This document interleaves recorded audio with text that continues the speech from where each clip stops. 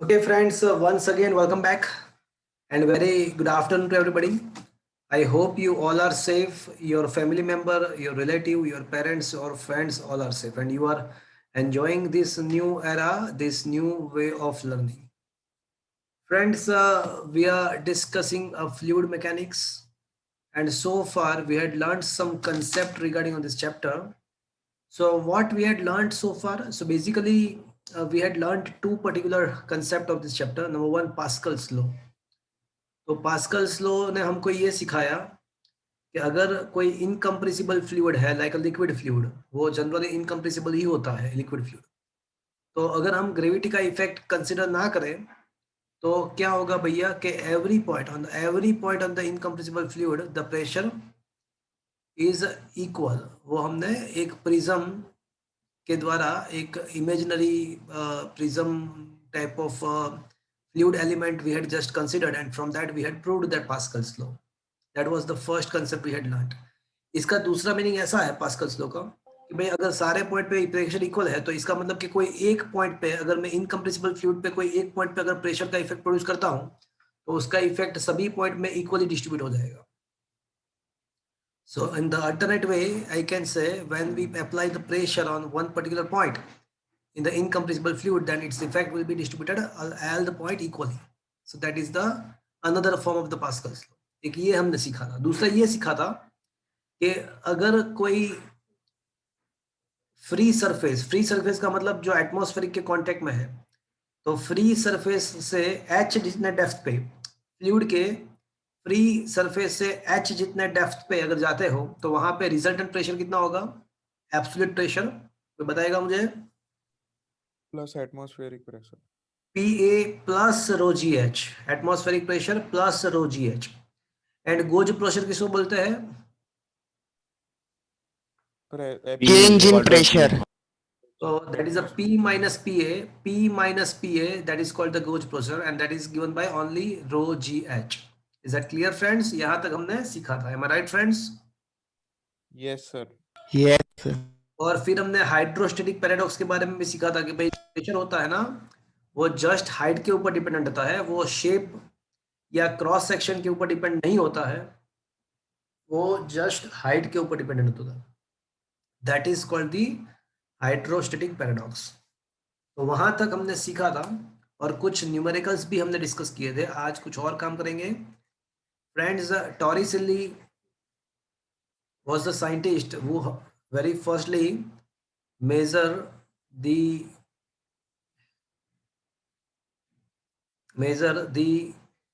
Atmospheric pressure. तो Torricelli ने atmospheric pressure कैसे मेजर किया था उसके बारे में एक एक्सपेरिमेंट है। It is not for to ask, ये एक्सपेरिमेंट हम यहाँ पे डिस्कस करने वाले हैं, पूछने के लिए नहीं, समझने के लिए है। तो अभी जो मेरा टारगेट है वो क्या है? टू फाइंड द प्रेशर है वो एटमॉस्फेरिक प्रेशर को मेजर करना, वो मेरा टारगेट है। चलो मेरी बात ध्यान से सुनना। चलो मान लो कि आप एक रूम के अंदर हो, एक रूम के अंदर हो और रूम के बाहर बहुत तेज विंड फ्लो हो रहा है, बट आपका रूम है ना बंद किया हुआ है, विंडो सब बंद है। तो जो विंड फ्लो हो रहा है तो क्या उसके द्वारा आपके ऊपर प्रेशर लगेगा? आप रूम के अंदर हो, नहीं, नहीं, कहाँ पे लगेगा वो प्रेशर? विंडो वॉल्स मतलब वॉल्स के ऊपर या विंडो के ऊपर लगेगा। वॉल्स के ऊपर या विंडो के ऊपर लगेगा, आपके ऊपर नहीं लगेगा। Is that clear, friends? Yes sir. Yes sir. तो मुझे है ना एटमॉस्फेरिक प्रेशर मेजर करना है। तो टॉरिसिली ने एक स्पेशल एक्सपेरिमेंट किया था, तो वो क्या एक्सपेरिमेंट था वो मैं आपको बता रहा हूँ। चलो मान लो कि ये एक वेसल है जिसके अंदर मर्क्यूरी भरा पड़ा हुआ है, कोई भी लिक्विड हो सकता है, हमने मर्क्यूरी को अज्यूम किया है।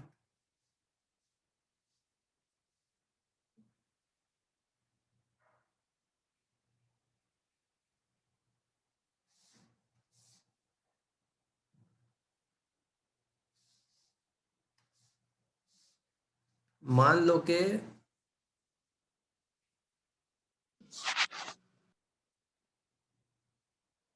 यहाँ पे मर्क्यूरी भरा पड़ा हुआ है और उसका जो सरफेस है ना वो एटमॉस्फेयर के कांटेक्ट में है। इसका मतलब ऐसा हुआ कि उसके फ्री सरफेस पे जितने भी पॉइंट होंगे वहां पे प्रेशर कितना होगा? एटमॉस्फेरिक प्रेशर जितना। एटमॉस्फेरिक प्रेशर होगा और मुझे उसका वैल्यू मेजर करना है, मुझे उसका वैल्यू मेजर करना है।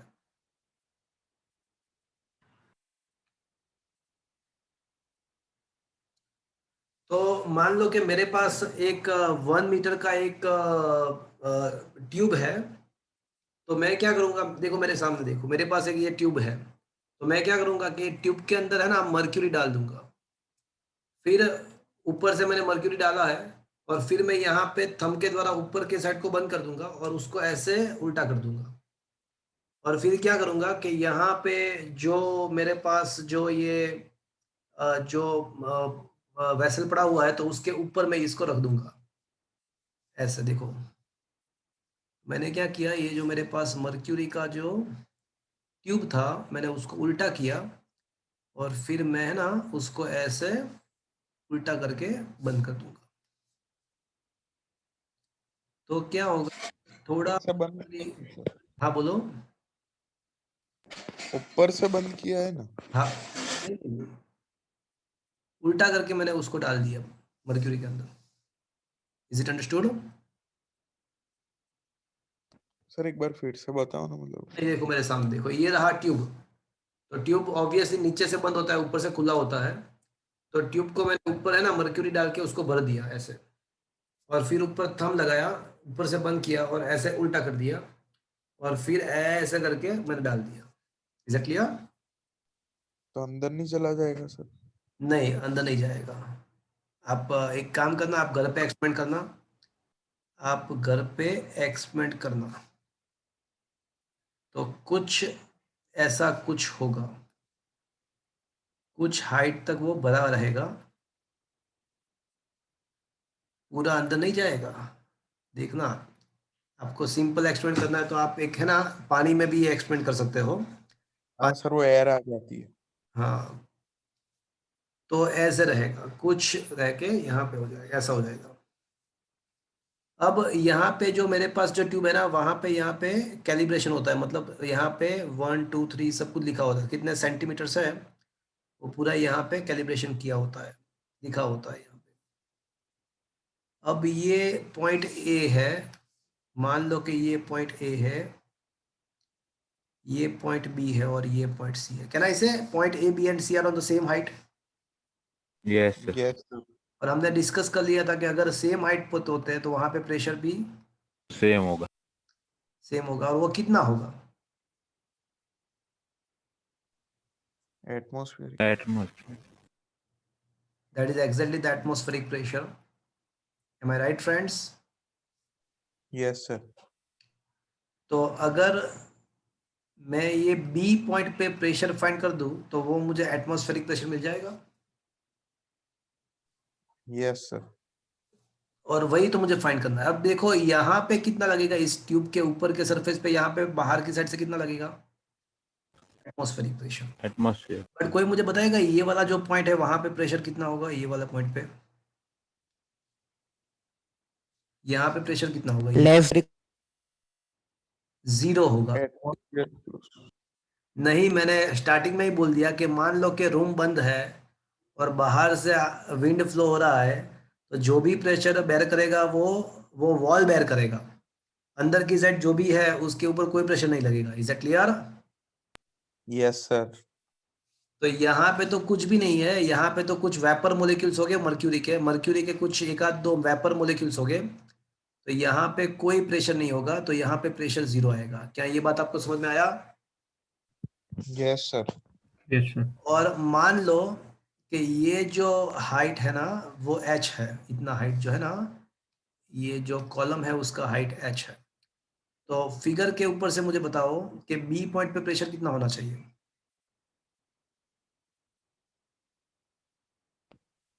पी ए प्लस एच रो जी। गंदी बात, गंदी बात, फिर से बोलो। तो पॉइंट बी पे प्रेशर कितना होगा? H और P plus rho GH, where P must be 0. आया बात समझ में? यस सर रोजी। Yes, sir. अरे एटमॉस्फेरिक Yes. प्रेशर तो उसने ये वॉल ने ही बेर कर दिया ना, तो वो तो इसका इफेक्ट नीचे आएगा ही नहीं, और यहाँ पे तो 0 है प्रेशर, तो 0 plus rho G H, is that clear? और हमको पता Yes, sir. बी पॉइंट पे जो प्रेशर है ना वो तो एटमॉस्फेरिक प्रेशर जितना है। अभी देखो आपने इक्वेशन नंबर 1, तो एटमॉस्फेरिक प्रेशर आपका हो जाएगा रो मर्क्यूरी जी इंटू एच।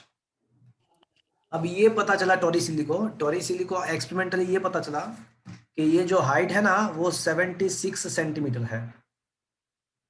ये जो हाइट है ना, एक्सपेरिमेंट किया तो पता चला कि हाइट जो है वो 76 सेंटीमीटर है मर्क्यूरी का, एंड मर्क्यूरी का जो डेंसिटी होता है ना वो 13.6 इंटू 10⁻³ होता है। तो 13.6 into 10⁻³ density of mercury into 9.8 into this height. तो इसको सिंप्लीफाई करोगे ना तो आपको पता चलेगा कि ये तो 1.013 10⁵ आ रहा है पास्कल। तो फ्रेंड्स आज पता चला कि how they measure the atmospheric pressure, and this structure is known as a barometer. तो barometer is a device to use, barometer is a device used to measure the atmospheric pressure, और ये जो device मैंने बनाया उसको barometer बोलते हैं।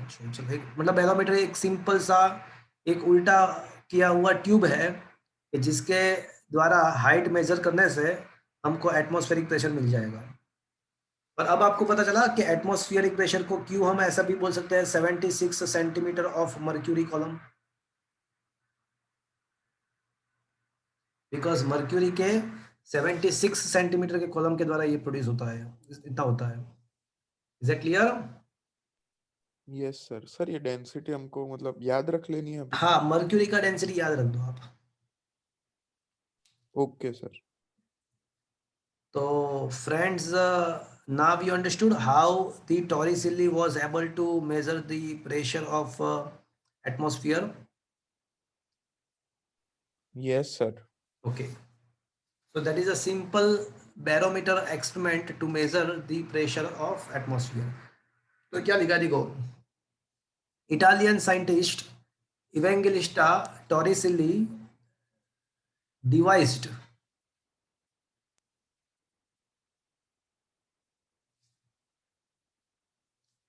देखो एक हेत ने क्वेश्चन ऐसा पूछा है कि सर ये यहाँ पे हाइट का क्या होगा, तो वो height automatically equilibrium, automatically height जितना हमने रखा इतना नहीं होगा, वो ऑटोमेटिकली वो लेवल नीचे आएगा और ऑटोमेटिकली वो कुछ पर्टिकुलर हाइट पे सेट हो जाएगा। मर्क्यूरी के लिए वो हाइट आपको 76 मिलेगा। अगर कोई और फ्लूइड के द्वारा एक्सपेरिमेंट करते हो तो वो हाइट उसका कुछ और मिलेगा आपको। बट एक चीज कंफर्म्ड है कि चाहे आप कोई भी मटेरियल के कोई भी फ्लूइड के द्वारा एक्सपेरिमेंट करो, ये रो जी एच का जो वैल्यू आएगा ना वो आपका 1.013 10⁵ आ जाएगा। अगर आपने कोई ऑयल फ्लूइड यूज किया तो उसका डेंसिटी चेंज हो जाएगा, तो साइमल्टेनियसली हाइट भी चेंज हो जाएगा। Is that clear? At Yes, sir. Okay, mercury में पर्टिकुलरली वो 76 आता है। दूसरे कोई अगर फ्लूइड से एक्सपेरिमेंट करते हैं तो कुछ और हाइट मिलेगा, बट रो जी एच का वैल्यू तो वापस से क्या आ जाएगा? 1.013 into 1.013 10⁵ ही आ जाएगा। Is that clear? सर ये कंटेनर में क्या है, कौन सा लिक्विड है? Sir, yes, sir. कोई भी रख सकते हो, यहाँ पे तो मर्क्यूरी टॉरिस ले तो मर्क्यूरी रखा था, बट हम पानी भी रख सकते हैं, कोई भी रख सकते हैं, जरूरी नहीं है कि मर्क्यूरी रखो। मतलब सर दोनों में सेम ही होना चाहिए ना? It is not necessary, not at all necessary. मतलब कंटेनर Okay. में पानी ले और इसमें वो चलेगा, कर सकते हो, मर्क्यूरी ले तो कर सकते हो डेफिनेटली, बट टॉरिसिली ने दोनों में Sir, यही आएगा ना 1.013. क्या बोल रहे हो? सर कोई भी डिफरेंट मटेरियल लेंगे तो कोई भी भी आंसर तो material- यही आएगा ना? कोई भी मटेरियल आप लोगे, बट आपका जो रोजीएच का आंसर है ना वो 1.013 इंटू 10⁵ ही मिलेगा, बिकॉज एक्सपेरिमेंट जो है ना वो तो एटमॉस्फेरिक प्रेशर को मेजर करने के लिए है, तो वो तो वही का वही रहेगा ना। तो अगर आप तो- लिक्विड चेंज करते हो, फ्लूइड को चेंज करते हो तो उसका डेंसिटी चेंज होगा, तो साइमल्टेनियसली इसका हाइट भी चेंज होगा, बट रोजी एच का जो वैल्यू हो जाएगा वो वापस से 1 एटमॉस्फेयर ही आ जाएगा। Is that clear? Is it? Sir तो क्या लिखा है देखो, Italian scientist Evangelista Torricelli devised for the first time the method for measuring the atmospheric pressure। तो सबसे पहले एटमॉस्फेरिक प्रेशर किसने मेजर किया था? तो बुलेट टॉरिसिल्ली ने मेजर किया था। कैसे? तो ये लिखा है फिगर के अंदर, लिखा हुआ है इस हिसाब से। अब क्या करेंगे टॉरिसिल्ली, या देखो यहाँ पे आपको क्या करना है, पी इक्वल टू क्या लिखना है, फिगर के ऊपर यहाँ पे पी लिखा है, तो पी इक्वल टू आपको क्या लिखना है, 0 लिखना है। Is it okay? Yes sir. Sir मतलब ये मर्क्यूरी पूरा भर देना है वो? अरे आप चाहे पूरा भर दोगे, बट जब उल्टा करोगे ना तो हाँ ऑटोमेटिकली वो उसका हाइट 76 ही आ जाएगा ऑटोमेटिकली। थोड़ा मर्क्यूरी वो लिक्विड के अंदर चला जाएगा, नीचे जो रखा हुआ है इसके। ओके सर, और मतलब आपने चाहे थोड़ा जितना रखे भी तो भरा है, आपने चाहे कितना भी भरा है, बट वो लास्ट में तो क्या होगा, 76। 76 सेंटीमीटर पे ही वो बैलेंस हो जाएगा। Okay, yes sir. Yes sir. Mercury की बात करता हूँ, कोई और लिक्विड होता तो वो अलग हाइट पे सेट होता। Okay, yes sir.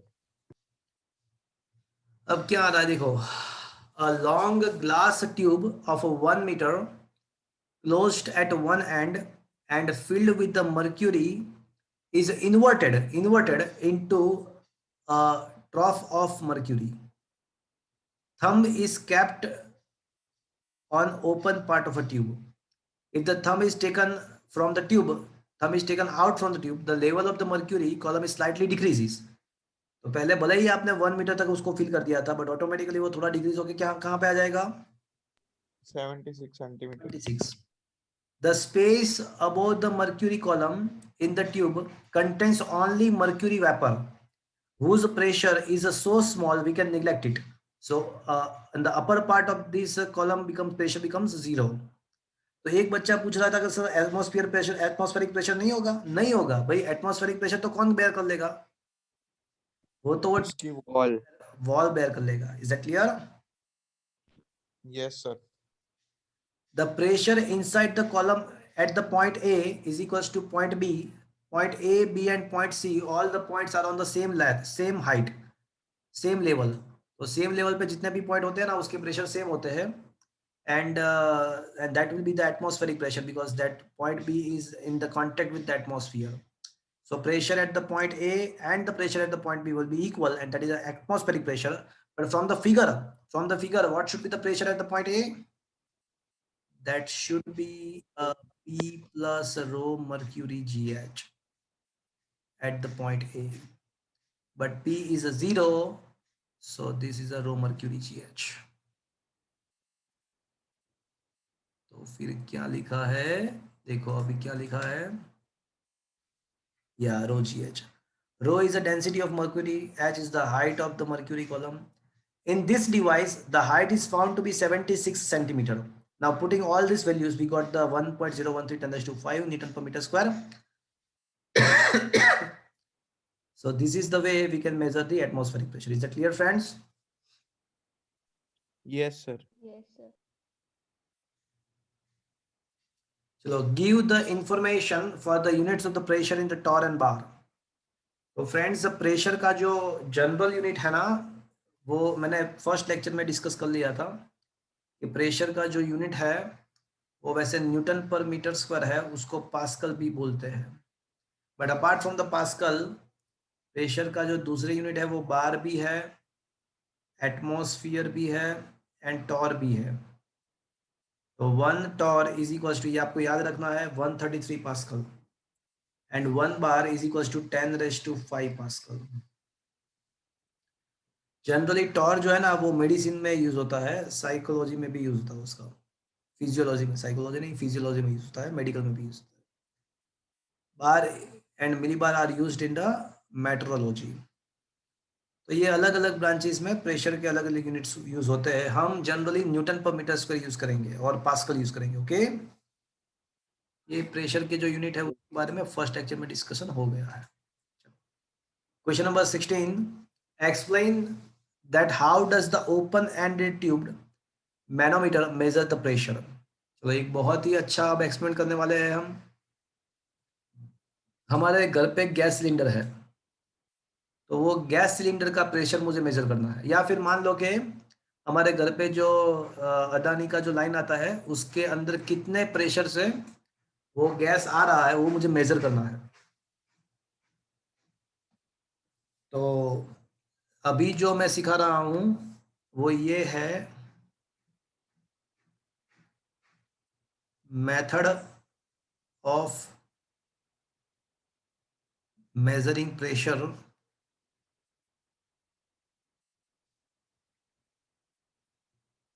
by manometer. तो मैनोमीटर के द्वारा प्रेशर, मैनोमीटर है क्या? तो सिंपल सा यूट्यूब है, यू शेप्ड ट्यूब को ही मैनोमीटर बोलते हैं। तो वो मैनोमीटर के द्वारा आप कोई भी चीज का प्रेशर आराम से मेजर कर सकते हो, बहुत ही सिंपल तरीके से। तो फ्रेंड्स, टारगेट क्या है? एक बार मैं आपको पूछता हूँ, क्या टारगेट है अभी मेरा? To find the pressure by manometer. Manometer के द्वारा प्रेशर को मेजर करना है। कोई चाहे सिलेंडर के अंदर गैस भरा हुआ है या कोई लाइन में से गैस बाहर निकल रहा है। मान लो कि ये जो है ना, ये एक स्फीयर है और इसके अंदर बहुत ही डेंसिटी से गैस को भरा हुआ है और उसका मुझे प्रेशर मेजर करना है। तो ये एक स्फीयर के अंदर बहुत ही डेंसिटी से गैस को भर दिया है, जैसे हमारा गैस सिलेंडर होता है। तो इसके अंदर गैस भरा पड़ा हुआ है और उसका प्रेशर मुझे मेजर करना है। तो मैं क्या करूँगा, मेरे पास मान लो कि एक यूट्यूब का एक मेरे पास कंटेनर है, यूट्यूब है। तो ये जो यूट्यूब होती है ना, उसको ही मैनोमीटर बोलते हैं। और जनरली हम एक्सपेरिमेंट करने के लिए है ना मर्क्यूरी का यूज करते हैं। उसका रीजन ऐसा है कि मर्क्यूरी ऐसा एक मटेरियल है जो दूसरे गैस या दूसरे लिक्विड के साथ मिक्स्ड नहीं होता है, केमिकल रिएक्शन नहीं करता है। इसलिए जनरली ये सारे एक्सपेरिमेंट के लिए मर्क्यूरी का हम यूज करते हैं, बिकॉज वो दूसरे के साथ केमिकल प्रोसेस से कनेक्ट नहीं होता है। तो यहाँ पे दो जो आर्म है मैनोमीटर के, दोनों साइड के आर्म, तो मैंने मैनोमीटर के अंदर है ना मर्क्यूरी रखा हुआ है। तो स्टार्टिंग में तो मर्क्यूरी का जो लेवल होगा वो दोनों आर्म पे कैसा होगा? दोनों आर्म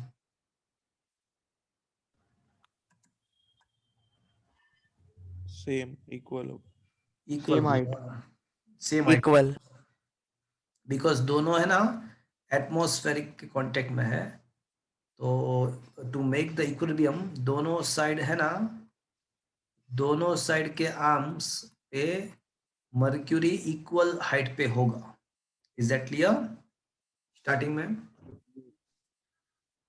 आया बात समझ में? यस और नो? Yes sir. अब मैं Yes, sir. अब मैं है ना जिसका मुझे प्रेशर मेजर करना है उसको ये मैनोमीटर के एक आर्म के साथ कनेक्ट करूंगा। जिस सिस्टम का मुझे प्रेशर मेजर करना है ना उसको मैं ये एक आर्म के साथ, मैनोमीटर के कोई एक आर्म के साथ उसको मैं कनेक्ट कर दूंगा। तो इससे क्या होगा, और मैं यहाँ पे जो वाल है ना, वाल उसको मैं ओपन कर दूंगा, वाल को मैं ओपन कर दूंगा यहाँ पे। तो अब क्या होगा कि ये जो गैस है जो हाई डेंसिटी से भरा पड़ा था वो क्या करेगा? फ्लो हो जाएगा, मतलब इसमें नहीं, वो हाँ वो क्या होगा, वो फ्लो हो जाएगा प्रेशर क्रिएट करेगा। और वो गैस के लिए कुछ और, या गैस के लिए मैं ना रेड, ये ग्रीन कलर यूज करता हूँ। ओके, तो ये जो गैस है वो क्या करेगा, यहाँ से अंदर जाएगा और ये क्या करेगा, ये हाई प्रेशराइज्ड है तो वो क्या करेगा, ये मर्क्यूरी को यहाँ से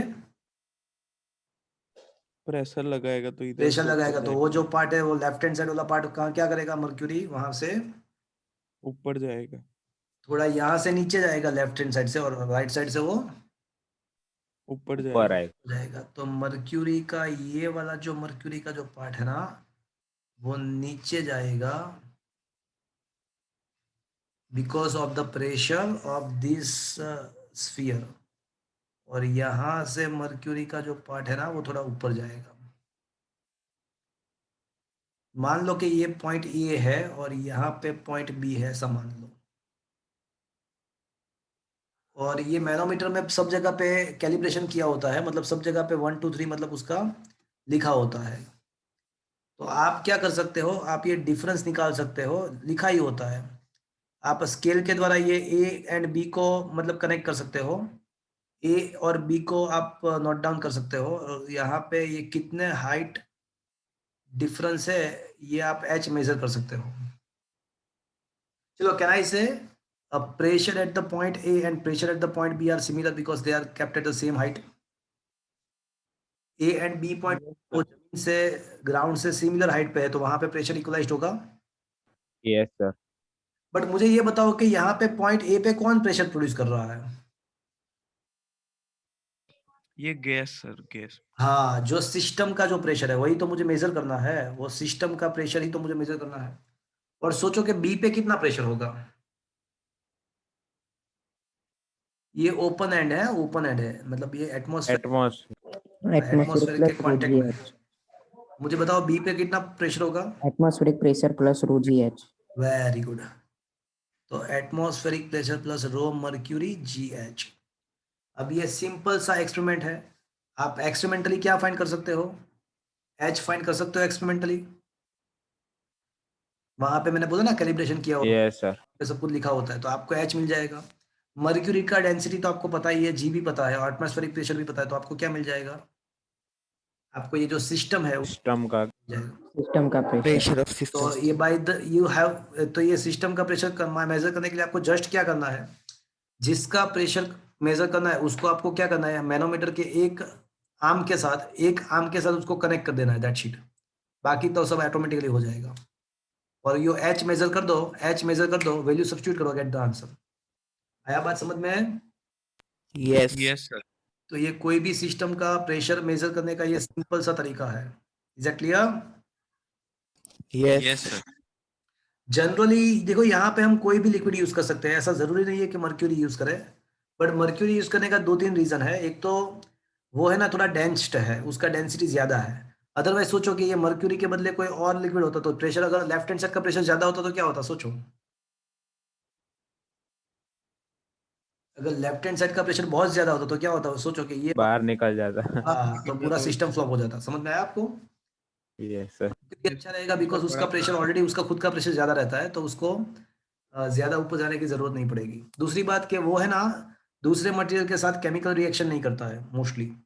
तो ये दो वजह से ये, because of this 2 reason, generally in the experiment in the manometer as a fluid mercury is used.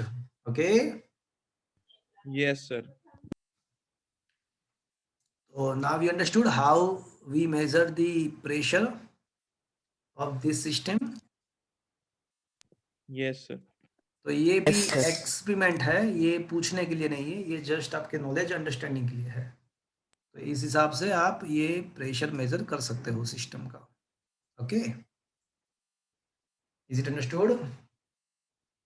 Yes sir. Yes.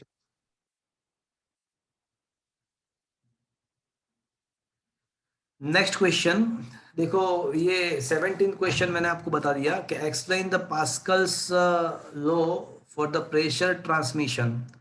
तो हमने डिस्कस कर लिया था कि भाई पास्कल्स लॉ बेसिकली क्या है, कि भाई इनकम्प्रेसिबल अगर फ्लूइड है तो उसके हर एक पॉइंट पे प्रेशर इक्वल होता है। तो उसका दूसरा मीनिंग ऐसा भी हुआ कि अगर कोई एक पॉइंट पे मैं प्रेशर लगाऊंगा, अगर इनकम्प्रेसिबल फ्लूइड के कोई एक पॉइंट पे मैं प्रेशर क्रिएट करूंगा तो उसका इफेक्ट सारे पॉइंट पे, सारे लिक्विड में इक्वली ट्रांसमिट।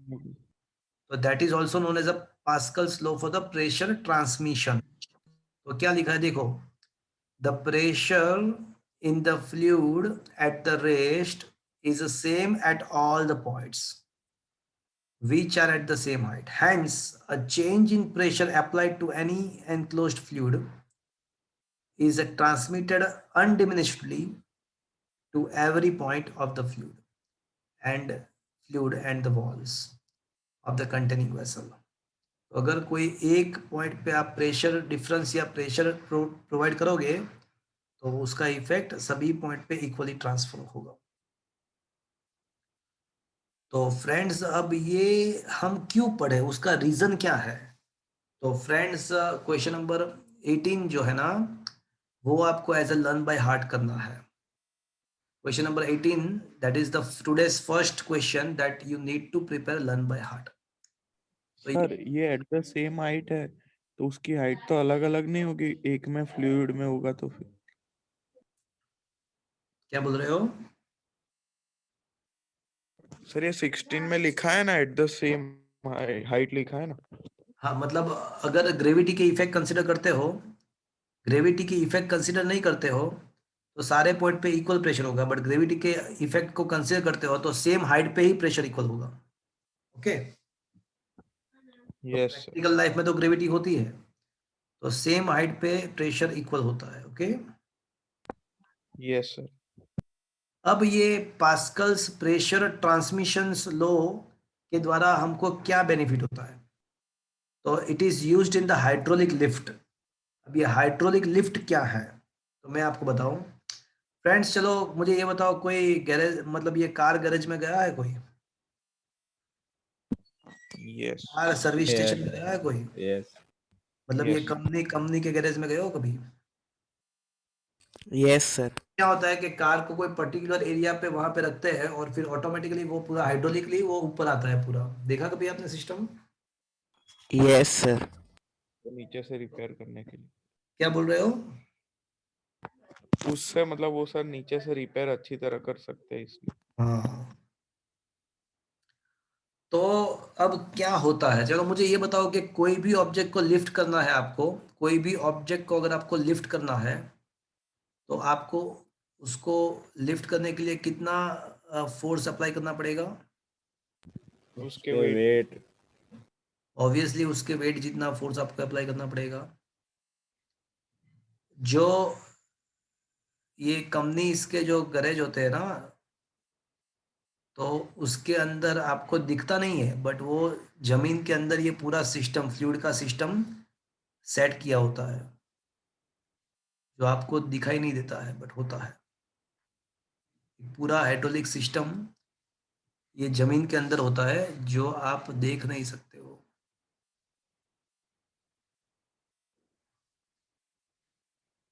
आपको खाली बाहर का पार्टी दिखाई देगा।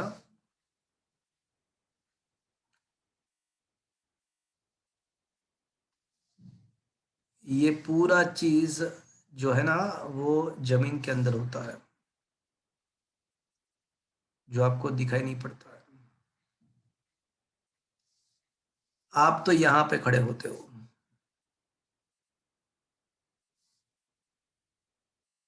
और जो मैकेनिक होता है वो यहाँ पे होता है, और यहाँ पे एक पिस्टन होता है।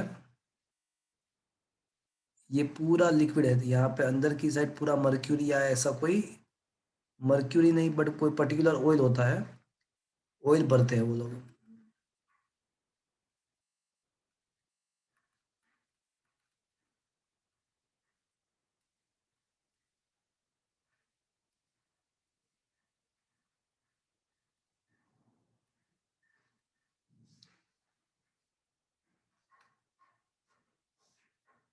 और यहाँ पे एक दूसरा सिलेंडर पिस्टन होता है।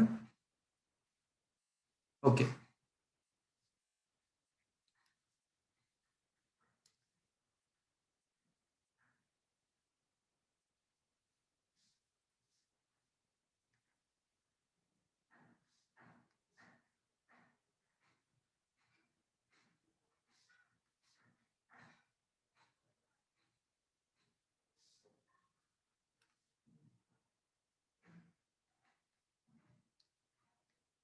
और फ्रेंड्स यहाँ पे जिसका सर्विस करना होता है जो फोर व्हीलर का, उसको यहाँ पे रखना होता है।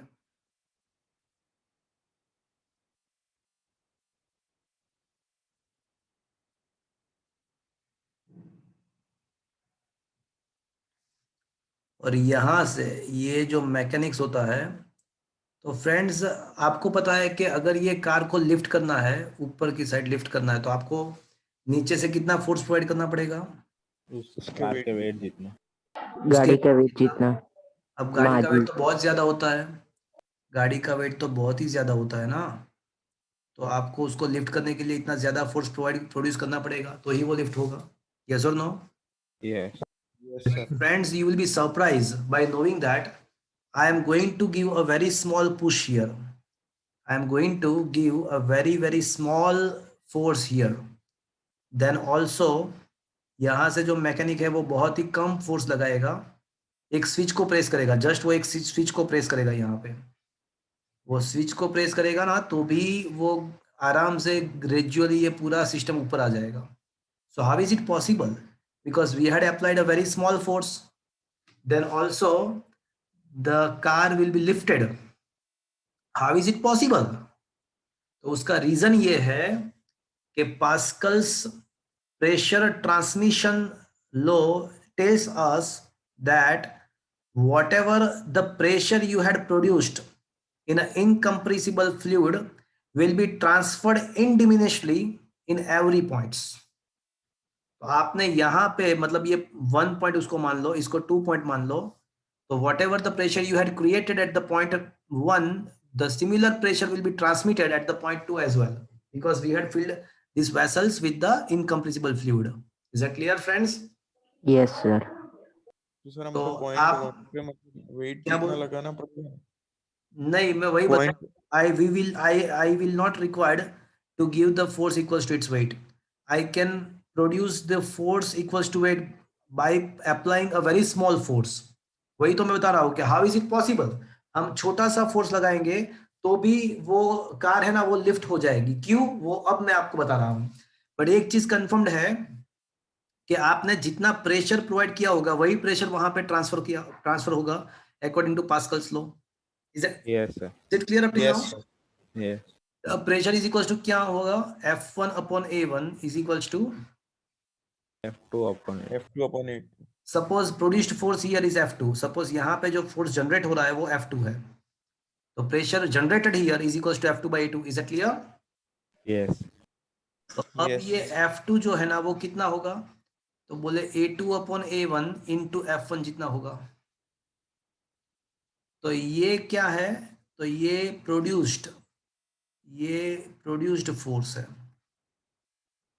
This is the force which is produced. और ये क्या है, ये मैंने जो अप्लाई किया था, जो हमने लगाया था। हाँ अप्लाइड फोर्स। और ये चैम्बर, ये पूरे सिस्टम को मैंने ऐसे डिजाइन किया था, ये पूरे सिस्टम को मैंने ऐसे डिजाइन किया था कि हमारा A2 जो क्रॉस सेक्शन एरिया है ना, that will much larger than the A1। देखो आप देख सकते हो कि जो कार जहाँ पे लिफ्ट होता है उसका एरिया मैंने ज्यादा रखा हुआ है, दिखा आपने? Yes. Yes, sir. तो इससे क्या बेनिफिट होगा, तो बेनिफिट सिंपल सा है, मान लो कि हमारा जो A1 है ना वो 10 यूनिट्स है, मान लो कि वो 10 यूनिट्स है, और A2 जो है ना वो मान लो कि 1000 यूनिट्स है, ऐसा मान लो, तो फिर A2 अपॉन A1 क्या होगा, 100. 100. 100 होगा। यस और नो? Yes, sir. मैंने सिंपल सा 5 न्यूटन, एकदम बहुत ही कम फोर्स अप्लाई किया, मैंने 5 न्यूटन का फोर्स अप्लाई किया, बट मुझे राइट साइड कितना मिलेगा सोचो, मैंने मान लो कि 5 न्यूटन का फोर्स अप्लाई किया हुआ है, तो मुझे Right राइट, side 500. 500. तो 100 into 5 that is a 500 force we will going to get. Is that clear? और वो पॉसिबल है कि वो जो फोर्स है ना वो कार के वेट जितना हो जाए, तो फिर क्या हो जाएगा, कार ऊपर आ जाएगी मतलब वो। तो now you understood how the hydraulic lift works. Yes, sir. By applying a small force also we can generate a large amount of the force so that the heavier object can be lift, and this is called the hydraulic lift. तो अगर कोई आपको ऐसा पूछता है कि hydraulic lift is works on which principle, तो क्या लिखोगे आप? Pascal's law. It works on the Pascal's principle of the Pascal's law. Is that clear?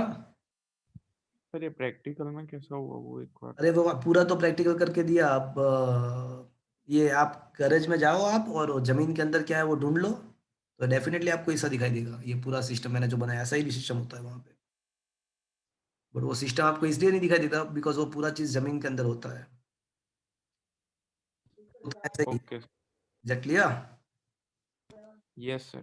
आप अगर आपके घर पे पॉसिबल हो तो ऐसे दो अलग अलग क्रॉस सेक्शन वाले वेसल को कनेक्ट करना और देखना कि भाई हैवी मतलब आप है ना छोटे क्रॉस सेक्शन पे एकदम आप बहुत ही कम फोर्स अप्लाई करना और जो है मतलब लार्जर एरिया वाले ऑब्जेक्ट वहाँ पे एक ऑब्जेक्ट रखना हैवियर ऑब्जेक्ट तो वो ऑटोमेटिकली लिफ्ट हो जाएगा you will see that you will be able to see this okay Yes, sir.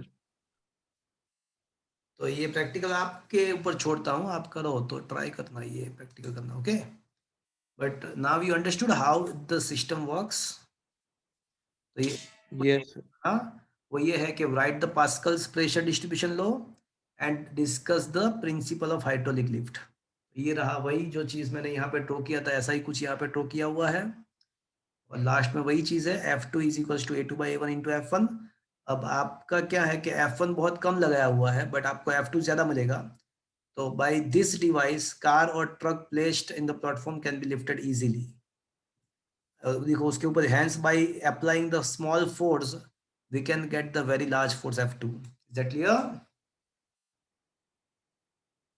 Yes sir. चलो तो ये जो क्वेश्चन था क्वेश्चन नंबर 18 ये आपको लर्न बाय हार्ट करना है question number 20 19 and 20 together 19 and 20 together you need to prepare as a 2 marks question number 19 and 20 what is buoyant force and what is Archimedes principle तो friends buoyant force तो आपको सबको पता है कोई बताएगा मुझे क्या पता है इसके बारे में फ्लूइड के द्वारा हाँ। ऑब्जेक्ट पे प्रेशर लगे वो। प्रेशर नहीं don't use the word pressure तो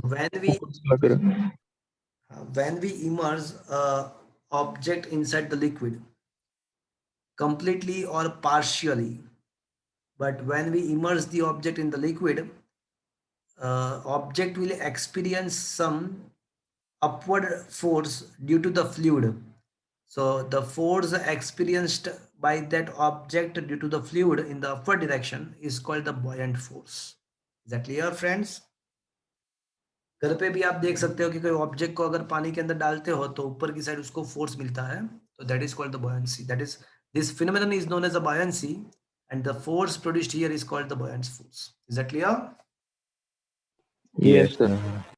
okay so buoyant force क्या है वो तो आपको पता है अब आर्किमिडीज प्रिंसिपल किसी को पता है आर्किमिडीज का एक पूरा स्टोरी है स्टोरी सुना है कभी आपने आर्किमिडीज का नो सर। यूरेका वाला स्टोरी सुना है कभी आपने नो सर।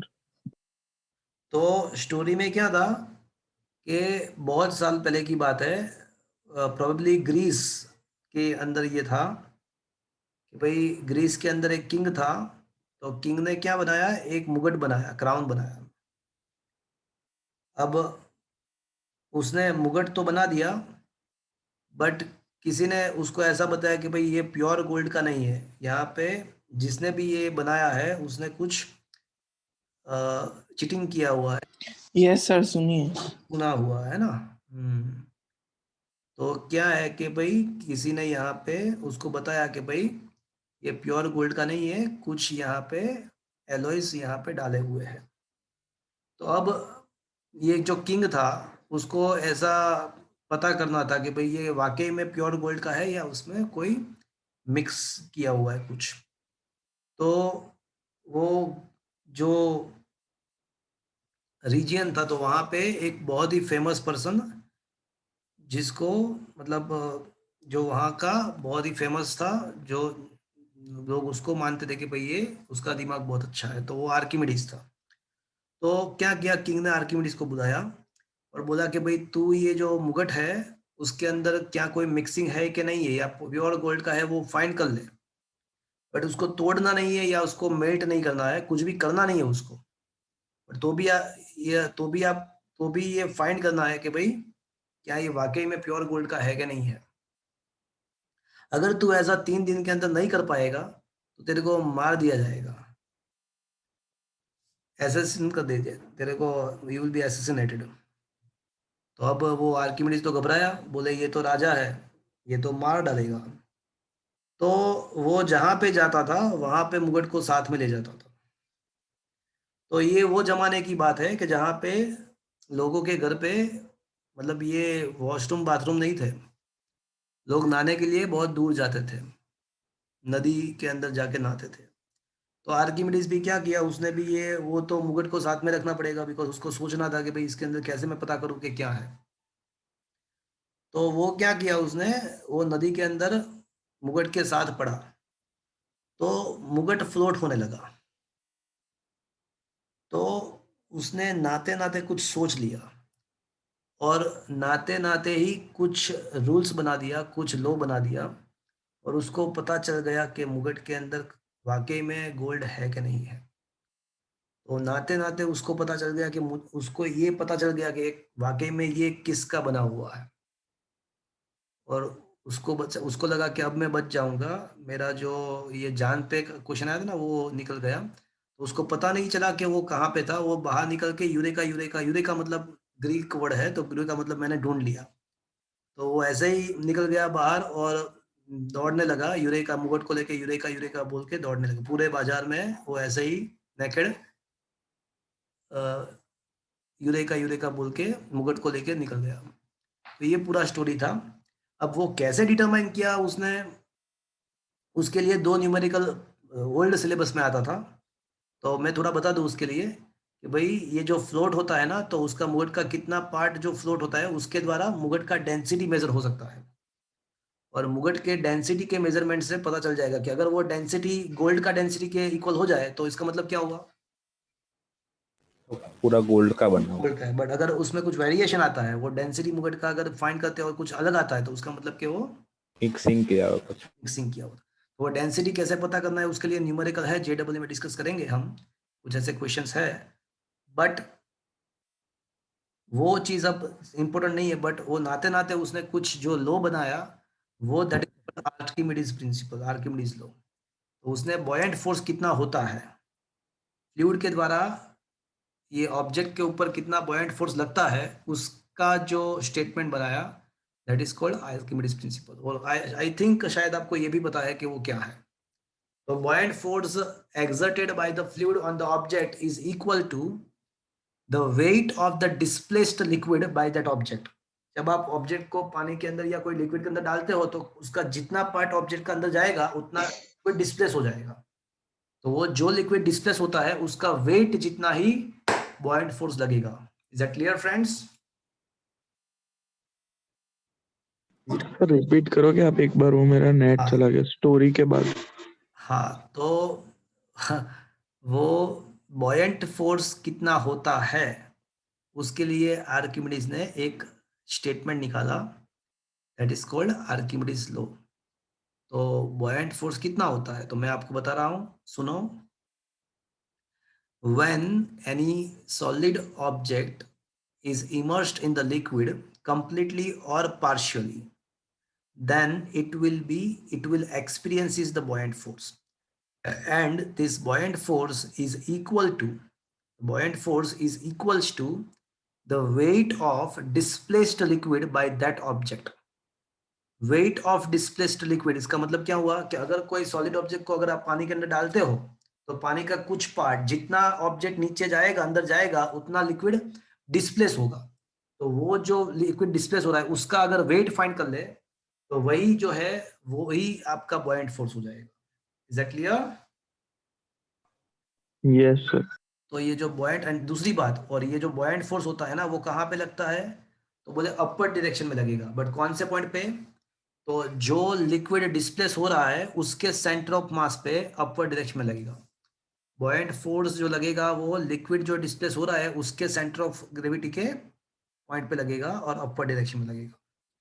तो buoyant force F B is equal to क्या होगा, तो बोले वेट ऑफ डिस्प्लेस्ड लिक्विड। मान लो कि mass of the displaced liquid mf है, तो वेट हो जाएगा mfg। बट आपको बताएगा कि volume density is equal to क्या होता है? Mass upon volume.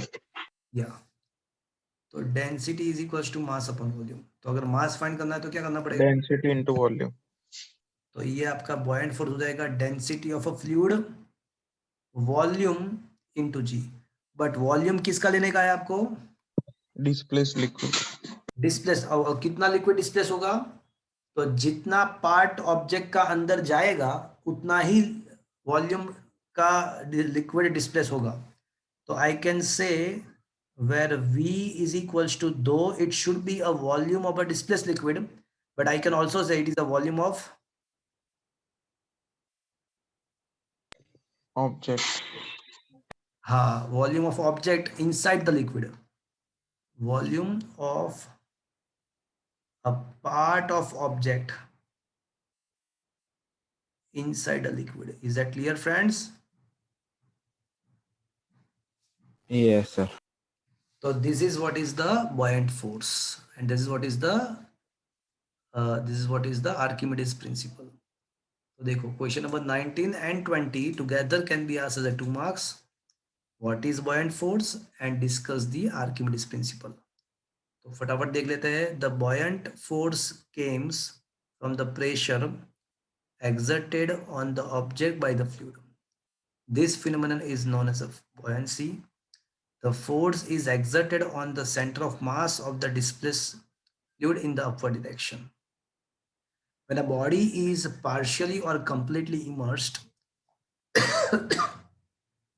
in the liquid, the buoyant force acting on it is equal to the weight of the displaced liquid, and it acts in the upward direction at the center of gravity of the displaced liquid. अब question is that कि sir ये पता नहीं चल रहा है ये centre of gravity of the displaced liquid ये क्या हो रहा है, ये पता नहीं चल रहा है. तो मैं आपको बताऊं, देखो मैं मेरी बात ध्यान से सुनना.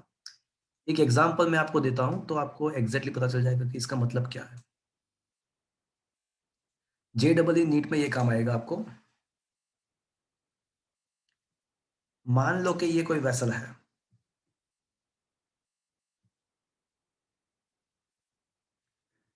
जो लिक्विड के द्वारा भरा हुआ है.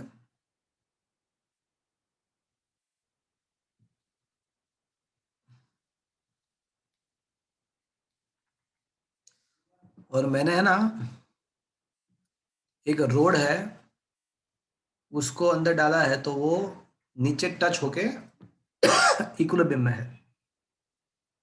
तो मुझे सोच के बताओ कि ये रोड के ऊपर कितने कितने फोर्स लगेंगे. एटमॉस्फेरिक प्रेशर लगेगा और वो लिक्विड के द्वारा लगेगा। ये रोड के ऊपर दो फोर्स लगेंगे. एक तो उसका खुद का वेट लगेगा. तो खुद का वेट कौन से पॉइंट पे लगेगा?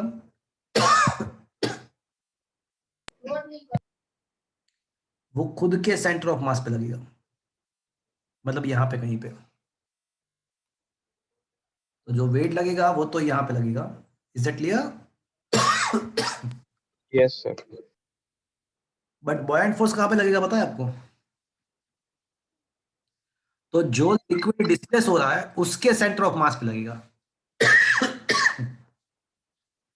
तो डिस्प्लेस्ड लिक्विड का जो पार्ट है वो ये रहा. इतना पार्ट जो है ना वो लिक्विड डिस्प्लेस हुआ रहा है और उसका सेंटर ऑफ मास कहीं पे यहां पे आएगा. उसका सेंटर ऑफ मास यहां पे कहीं पे आएगा. Is that clear to you?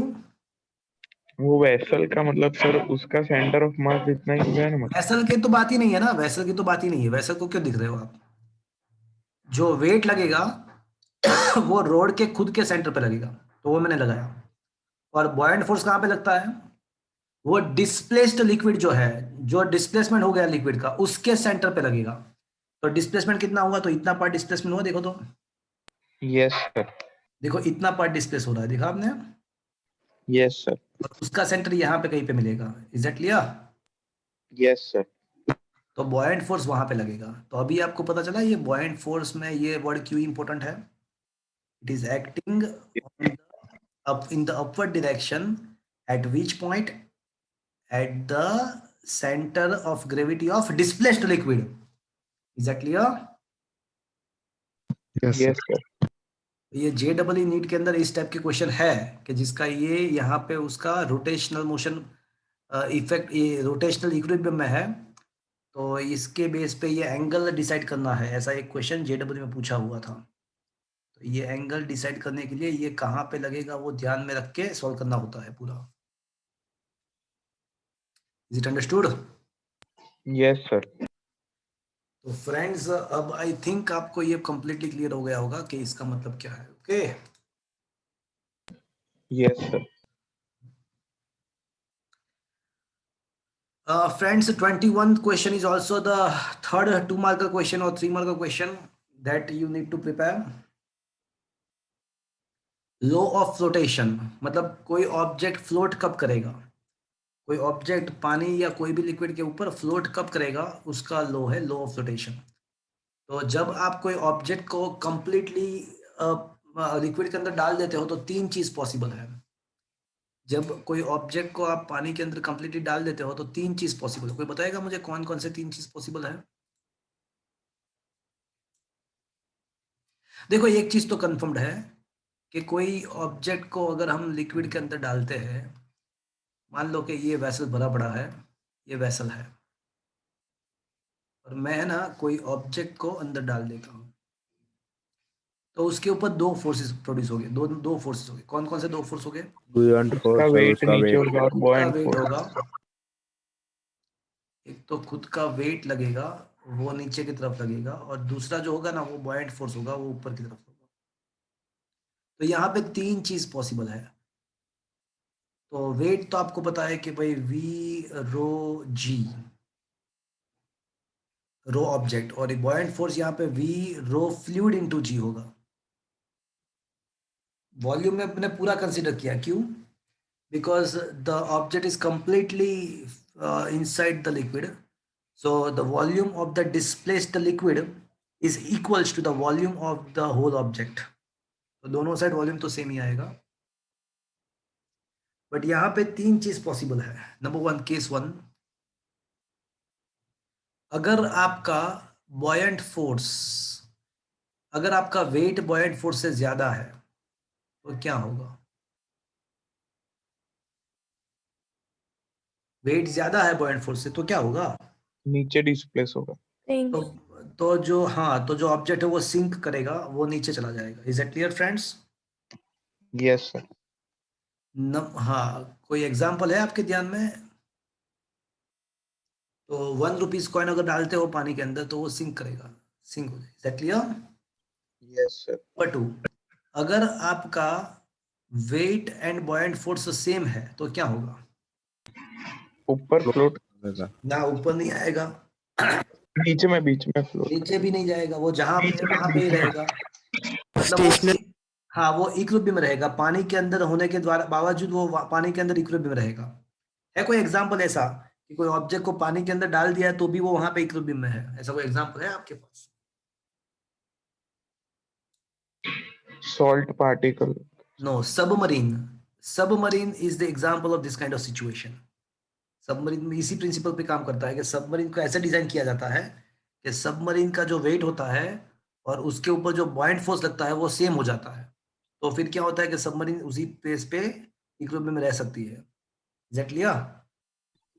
Yes, sir. And अगर आपका वेट जो है ना वो बॉयंट फोर्स से कम है तो फिर क्या होगा? फ्लोट करेंगे। तो पहले ऑब्जेक्ट तो पहले बाहर आ जाएगा और बाहर आके वो फ्लोट करेगा, बट जैसे ही वो फ्लोट करने लगेगा तो वापस से क्या हो जाएगा? देखो, जब ऑब्जेक्ट बाहर आ जाएगा तो उसका जो वेट है, उसका जो इमर्स्ड पार्ट है ना वो कम हो जाएगा। उसका जो इमर्स्ड पार्ट है वो कम हो जाएगा, मतलब डिस्प्लेस्ड लिक्विड कम हो जाएगा। तो डिस्प्लेस्ड लिक्विड कम हो जाएगा मतलब कौन सा वाला फोर्स कम हो जाएगा? बुयंट फोर्स। बॉयंट फोर्स कम हो जाएगा। और वो कम होके कितना हो जाएगा?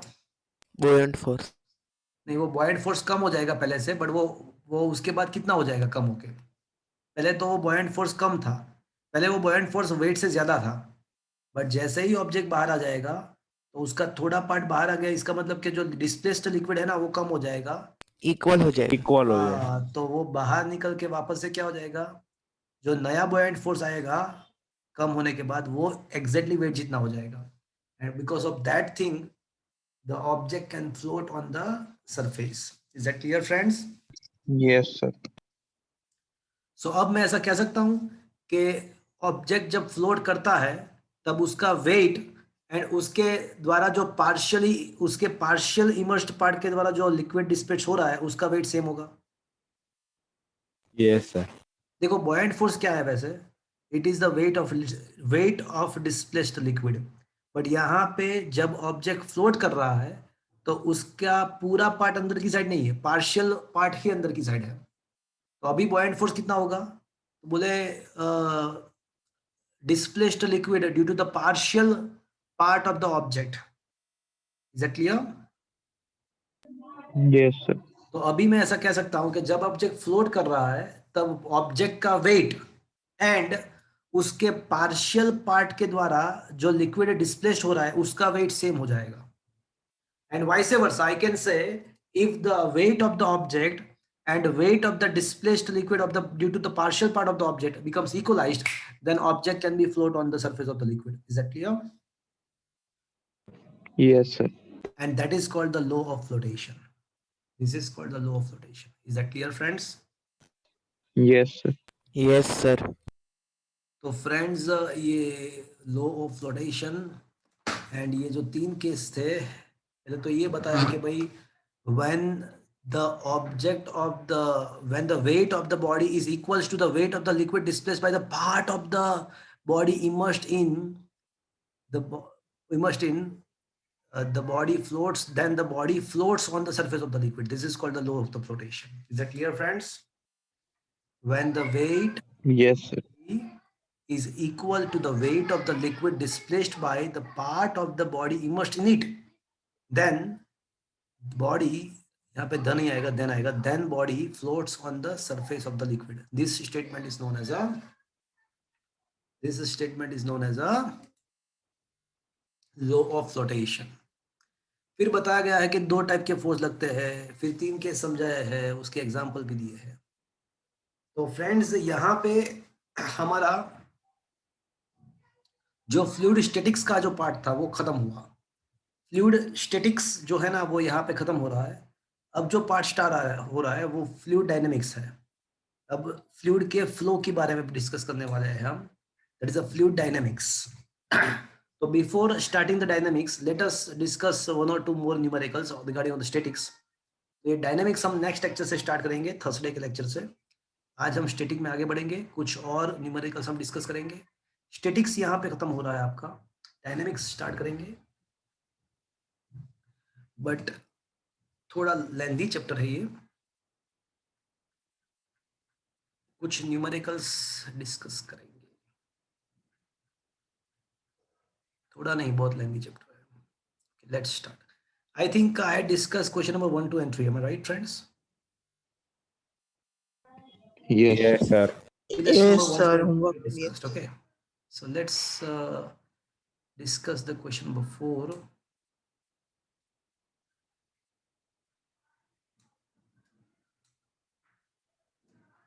ओके. तो देखो क्या लिखा है यहाँ पे कि at a depth of 1000 meter in an ocean, what is the absolute pressure? तो पहले तो आपको absolute pressure फाइंड करना है. तो कोई मुझे बताएगा absolute pressure क्या होता है? Absolute PA मतलब plus किस HRO. है? बोलो. PA plus नहीं सिर्फ HRO जी. ना, आप जब बोल रहे थे वो बताता. एब्सोल्यूट मतलब PA plus. हाँ, उसी को खाली रो जी है तो क्या बोलते हैं, उसको गोज प्रेशर बोलते हैं. तो एब्सोल्यूट प्रेशर जो है ना वो PA plus रो GH है. तो एटमॉस्फेरिक प्रेशर तो आपको पता है 1.013 10⁵. डेंसिटी ऑफ वाटर दिया हुआ है 1.03 10⁵. दिया हुआ, वैसे 1.03 दिया हुआ है. जी का वैल्यू 10 लेना है दिया हुआ है. एच का वैल्यू आपको दिया हुआ है कि 1000 लेना है. तो क्या आप एब्सोल्यूट प्रेशर फाइंड कर पाओगे? Yes, sir. फिर दूसरा पूछा है गोज प्रेशर क्या है. Rho GH. तो आपको पता है कि ग्रोज प्रेशर का जो फॉर्मूला है वो तो P minus PA है, that is a rho GH only. तो बस ये फाइंड कर दो तो आपको गेज प्रेशर मिल जाएगा. Is it okay friends? Yes, sir. और तीसरा क्या पूछा है कि भाई find the force acting on the window of area 20x20 of a submarine at the depth at this depth and the interior part of this submarine is maintained at the atmospheric pressure. तो obvious है because submarine के अंदर है ना हम soldiers होते हैं, तो हमारा जो बॉडी होता है ना वो तो कितना प्रेशर के लिए कंपेटेबल है हमारा बॉडी, एटमॉस्फेरिक प्रेशर। तो कुछ भी करके सबमरीन के अंदर का प्रेशर तो कितना होता है, Atmospheric pressure. तो सोचो कि ये सबमरीन का वॉल है और वहां पे एक विंडो है, मान लो कि यहाँ पे एक विंडो है, तो अंदर की साइड से जो प्रेशर होगा वो तो एटमॉस्फेरिक प्रेशर होगा और बाहर की साइड से जो प्रेशर होगा कितना होगा, PA plus rho GH. PA तो मुझे plus ये बताओ कि इफेक्टिव प्रेशर कितना उसका कंसीडर होगा। तो फिर नीचे बाहर की अंदर से बाहर की तरफ PA है और बाहर से अंदर की तरफ PA प्लस ρGH है, तो वो जो विंडो है उसके ऊपर इफेक्टिव प्रेशर मुझे कितना कंसीडर करना पड़ेगा, Rho GH. Only ρGH। Very H rho G. तो ये जो विंडो है तो नीचे की साइड से प्रेशर उसके ऊपर PA है और ऊपर की साइड से उसके ऊपर जो प्रेशर है वो PA प्लस ρGH है। तो हमको अगर इफेक्ट कैंसिल करेंगे तो कितना बचेगा, Rho GH.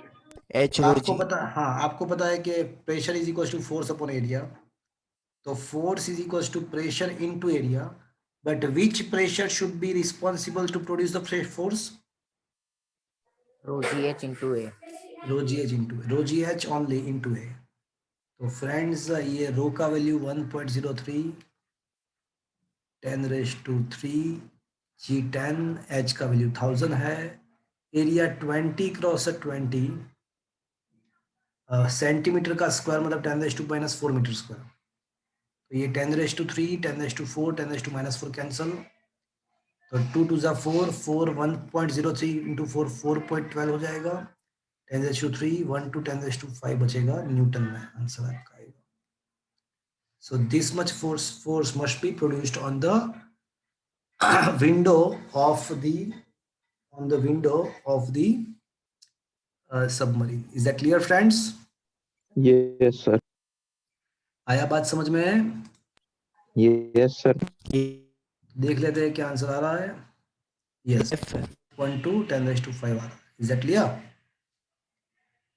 चलो एक और Yes, sir. करते हैं। चलो question number 5, 2 syringe of a different cross sections without the needle filled with the water। Sir, question नहीं आ रहा. क्या बोल रहे हो? Sir, वो question नहीं आ रहा था, अभी आया. आया? दिख रहा है अभी क्वेश्चन? Yes, sir, अभी दिख रहा. Okay fine. क्वेश्चन नंबर 4 अभी हमने डिस्कस किया, अब 5th क्वेश्चन हम डिस्कस करने की ट्राई कर रहे हैं। ओके, तो एक बार क्वेश्चन रीड करता हूं मैं फिर से। A 2 syringe of a different cross section filled with the water are connected with tightly fitted rubber tube. Okay, diameter of the smaller piston and larger piston is 1 and 3 respectively. Find the force exerted on the large piston when the force of the 10 Newton applied the smaller piston. Okay, fine. देखो पूरा question पहले समझने की try करते हैं। Question ऐसा है कि आपके पास 2 सिरिंज है, एक ये है और दूसरा उसके स्मॉलर क्रॉस सेक्शन, और दोनों को कनेक्ट किया हुआ है, दोनों को रबर बैंड के द्वारा एयर टाइटली कनेक्ट किया हुआ है, यहाँ पे उसको कनेक्ट कर दिया है। तो अब ऐसा क्वेश्चन है कि स्मॉलर पिस्टन का जो क्रॉस सेक्शन है ना, डायमीटर, वो 1 सेंटीमीटर है एंड लार्जर का 3 सेंटीमीटर है डायमीटर। ये रहा डायमीटर आपका। Okay, find the force exerted on the large piston. तो मैंने क्या किया, यहाँ पे यहाँ से मैं फोर्स प्रोवाइड करूंगा स्मॉलर पिस्टन से, और यहाँ पे लार्जर में कितना फोर्स क्रिएट होगा वो मुझे फाइंड करना है।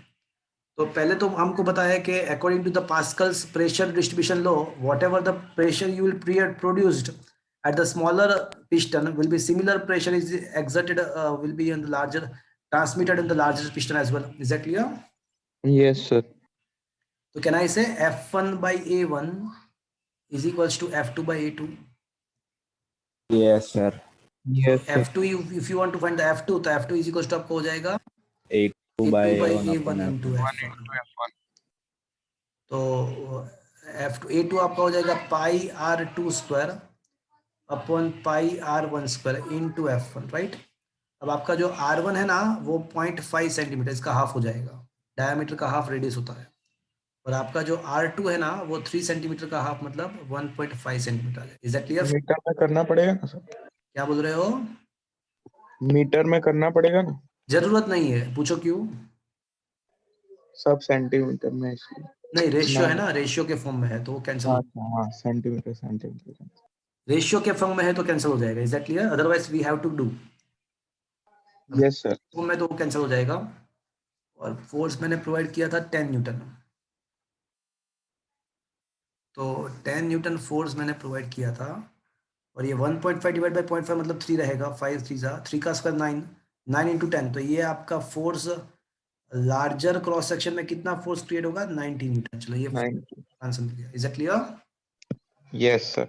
अब सेकंड क्वेश्चन ये है कि if the smaller piston is pushed by 6 centimetre then how much does the larger piston move? देखो एक चीज ऐसी है कि ये इनकम्प्रेसिबल फ्लूइड है, इनकम्प्रेसिबल फ्लूइड है तो जितना वॉल्यूम आपका पुश करोगे उतना ही वॉल्यूम वहां से बाहर निकलेगा। yes sir. Yes fluid liquid fluid है तो यहाँ पे आप जितना वॉल्यूम पुश करोगे उतना ही वॉल्यूम वहां से बाहर निकलेगा, तो volume will be remains the same. तो volume is equals to A1 L1 is equals to A2 L2। Is that clear? Yes.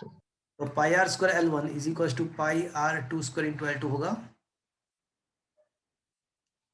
तो स्मॉलर पिस्टन के साइड आपने कितना पुश किया है? 6 सेंटीमीटर का, तो L1 आपका 6 है, तो आपको L2 फाइंड करना है, तो L2 क्या हो जाएगा आपका R1 अपॉन R2 का स्क्वायर इंटू L1।